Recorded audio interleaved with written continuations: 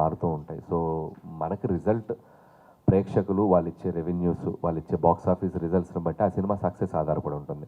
కాబట్టి నాకు ఈ జర్నీలో నాకు ఫస్ట్ సినిమా నుంచి పటాస్ తర్వాత నుంచి అలవాటు అయిపోయింది నాకు. ఏ సినిమా కూడా అంటే ఒక సినిమాకి ఒకలా వస్తుంది. సో వాళ్ళని నేను తప్పు పట్టలేదు, ఎప్పుడు పట్టలేదు. బికాస్ ఎందుకంటే వాళ్ళ సినిమా రిలీజ్ అయ్యాక కూడా దాన్ని అద్భుతంగా ముందుకు తీసుకెళ్లారు. మేము ఇది ఇచ్చాం కదా, మా రివ్యూ కరెక్ట్ అని చెప్పి వాళ్ళు ఎప్పుడు దాన్ని క్రిటిసైజ్ చేయలేదు. ఆడియన్స్ ఇచ్చిన వర్డిక్ట్ని వాళ్ళు అద్భుతంగా ముందుకు తీసుకెళ్లారు. కాబట్టి వాళ్ళని నేను ఎప్పుడు, నాకు కంప్లైంట్ లేదు. నా ఆశ, నా కోరిక ఎప్పుడు ప్రేక్షకుల్ని సాటిస్ఫై చేయగలుగుతానా లేదా ఆ టెన్షనే ఉంటుంది. వాళ్ళు వన్స్ జడ్జిమెంట్ ఇచ్చాక ఐఎమ్ సో హ్యాపీ. అండ్ మీరు అన్నట్టు ట్రాలింగ్ అంటారా, తెలుగు చలనచిత్ర పరిశ్రమలో ఇప్పుడు వెరీ కామన్ అయిపోయింది ఫ్యాన్ వార్స్.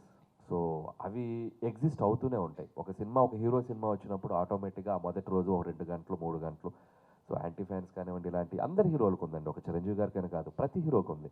సినిమా కంటెంట్ బాగుందనుకోండి, ఆ కంటెంట్ సినిమా ప్రేక్షకులు దాన్ని అద్భుతమైన స్థాయికి తీసుకెళ్ళిపోతారు. కాబట్టి వాటికి మనం ఎంత రియాక్ట్ కాకుండా ఉంటే అంత మంచిదని నమ్ముతాను. సో అందరి హీరోలు ఫ్యాన్స్కి ప్రతి సినిమాకి ఇలాంటి జరుగుతుంటే నా విన్నపం ఏంటంటే, ఒకప్పుడు మనం సినిమాని ఇర్రెస్పెక్ట్ ఆఫ్ ఎవ్రీథింగ్ సెలబ్రేట్ చేసుకున్నాం. ఏ హీరో సినిమా వచ్చినా బాగుందన్నప్పుడు అద్భుతంగా ఎంజాయ్ చేసేవాళ్ళం. రాను ఏంటంటే కొద్దిగా ఈ సోషల్ నెట్వర్క్ వచ్చాక దీంట్లో కొద్దిగా ఎక్కువ అవుతుంది. సో దాన్ని మనం మార్చలేం. బట్ అందరూ సినిమాలు బాగుండాలని రియలైజ్ అయ్యి అందరూ ఉంటే అందరు సినిమాలు అందరూ సెలబ్రేట్ చేసుకోవచ్చు.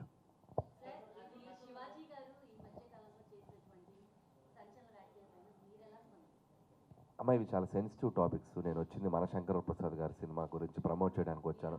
దీని గురించి నేనేం మాట్లాడినా నేను చెప్పాలనుకుంది ఏంటంటే అమ్మ, ఏ టు జెడ్ తీసుకుంటే ఏ మీద నేను మాట్లాడితే బి నుంచి జెడ్ వరకు ప్రాస్పెక్టివ్స్ ఉంటాయి, ఇన్ని ఒపీనియన్స్ ఉంటాయి. సో నేను సినిమా గురించి వచ్చాను, నేను డైరెక్టర్ని, నా సినిమా గురించి ప్రమోట్ చేయాలి. వాళ్ళ మీద 100 ఒపీనియన్స్ ఉంటాయి ఆ కాంటెంట్స్ మీద. సో కొంతమంది ఒకలా అంటారు, కొంతమంది ఒకలా అంటారు, కొంతమంది ఒకలా ఉంటారు. నేను ఒపీనియన్ తీసుకున్నాను. ఇప్పుడు నాకు ఆటోమేటిక్గా బి నుంచి జెడ్ వరకు ఒపీనియన్స్ నా మీద దాడి చేస్తారు. అవసరం నాకు? నేను ప్రశాంతంగా పాజిటివ్గా బతికే మనిషిని. సో అందరూ ఎవరికి నచ్చినట్టు వాళ్ళు బతుకుతారు లైఫ్లో, ఎవరికి నచ్చినట్టు వాళ్ళ ఒపీనియన్స్ చెప్తారు. నాదేంటంటే, నా పద్ధతి ఏంటంటే, నా పని నేను చేసుకుంటూ పోతా. నా వల్ల ఎవరైనా బాధపడితే దానికి రియాక్ట్ అవుతా, నేను ఎవరైనా బాధపడితే వాళ్ళకి సంజాయిషి చెప్తా, అంతే తప్ప అన్ని టాపిక్స్ మీద మన ఒపీనియన్స్ ఇవ్వటం ప్రతి సందర్భంలో కరెక్ట్ కాదని నా ఫీలింగ్ అమ్మా.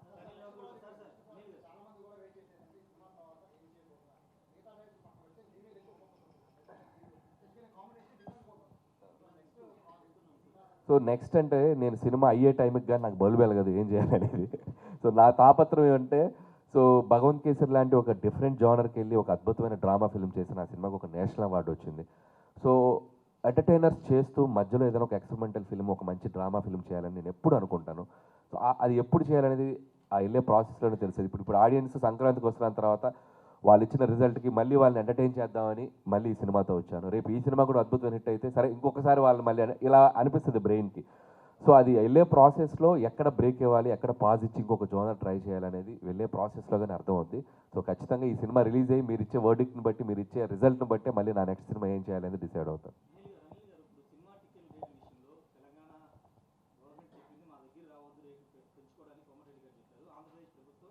భారీ బడ్జెట్ కొన్ని జీవో గతంలో